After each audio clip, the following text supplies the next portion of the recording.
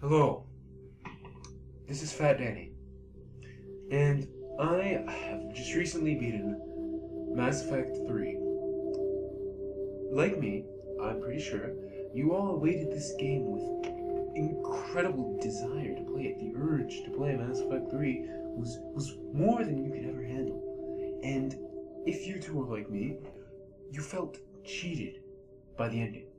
I understand your pain, the sorrow that you went through, but I'm here to help. See, I think there's hope for a possible DLC that'll bring closure to the entire series, the trilogy.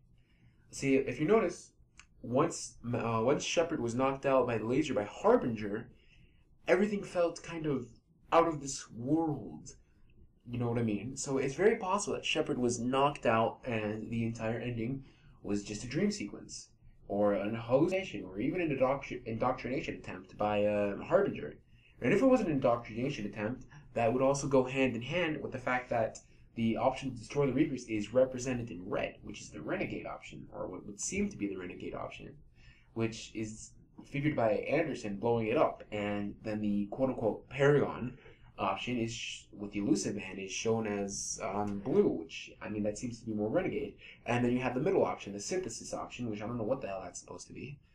And basically, it's very possible that this could actually be a dream or a hallucination. Because if you notice, if you do everything right in the option where you destroy the Reapers, you're gifted with like a 8-second cinematic where it shows Shepard waking up on what can only be presumably Earth because it's all made of concrete, etc.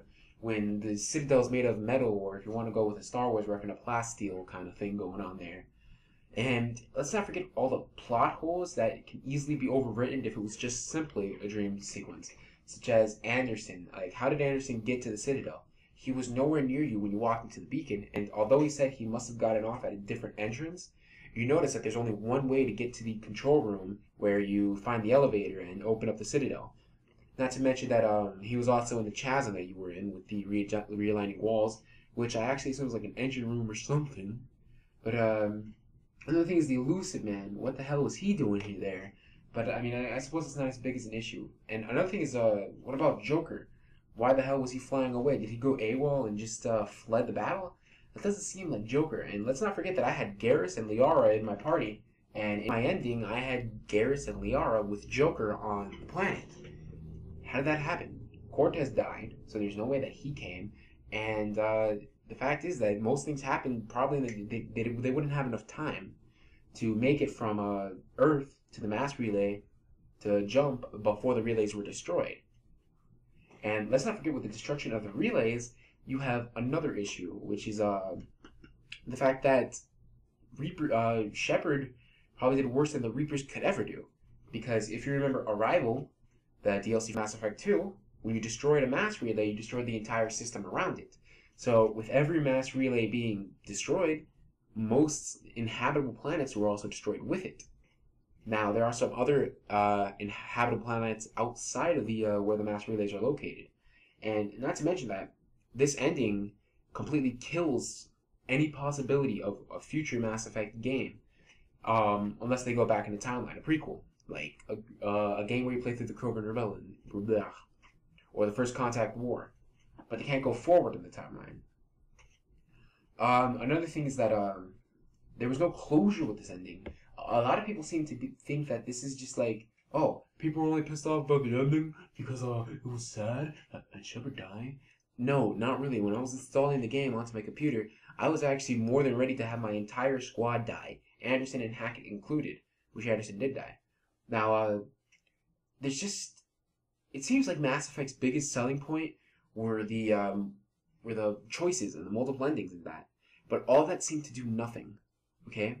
For example, on Rannoch, I chose to save the Geth and the Quarian because I'm a Paragon guy, I'm a nice guy. So I talked Tali out of killing herself. So, what is that? What happens? Do the Geth and the Quarian live together? Or is there another war? What happens? I also decided to cure the Genophage, so what happens there? And another small issue I had on the side, which is kind of going out of bounds of the whole ending issue, is, let's say Legion died in your playthrough for Mass Effect 2, which he didn't for me. you know how he's the one that uploads the Reaper code to the Geth. If he's dead, then it's another Geth called Geth VI, I think it was. I think that shouldn't have happened. It should have been just like, that's it. You can't have the Geth anymore because Legion's gone. Similar to curing the Genophage, you shouldn't be able to cure the Genophage if Morden's dead, unless perhaps you save Malin's data. And if you didn't, then you should be screwed. The Genophage shouldn't be cured. But that's completely off topic because we all know that the ending is what we're here for, right? Right, everybody? Right. So yeah, the endings, they felt otherworldly too. It just didn't feel like I was playing a Mass Effect game in the end of it. It felt like they mixed the genres up. It felt like I was playing a fantasy game, not a science fiction game. All in all, I think the ending was weak, and I think that I really hope that Bioware's planning on releasing some kind of DLC to patch things up. And you know what? That's just my 2 nickels and a dime on the situation.